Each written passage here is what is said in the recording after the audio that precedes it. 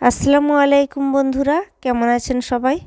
আজকে আমি দুপুরের জন্য রান্না করে নিয়েছি। ডাল অলরেডি হয়েই গেছে। এবার ইলিশ মাছ দিয়ে আর শিম আলু বেগুন চচ্চড়িটা আমি তৈরি করছি। অনেকেই প্রশ্ন করেছেন যে এখানকার মানুষরা কেমন হয়।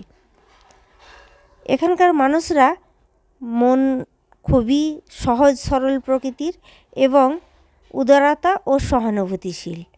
যে কোনো কাজকর্ম বলুন কিংবা কোনো বিপদ আপদে বলুন, এখানকার মানুষরা এগিয়ে আসেন এবং আশেপাশের যারা থাকেন আমাদের বাড়ির পাশে তারা জিজ্ঞাসা করেন যে কী হয়েছে।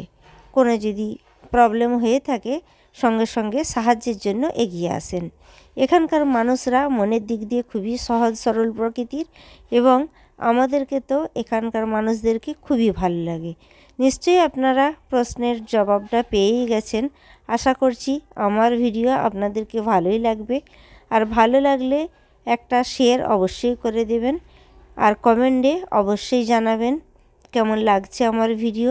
আসবো নতুন ভিডিও নিয়ে। আল্লাহ হাফিজ।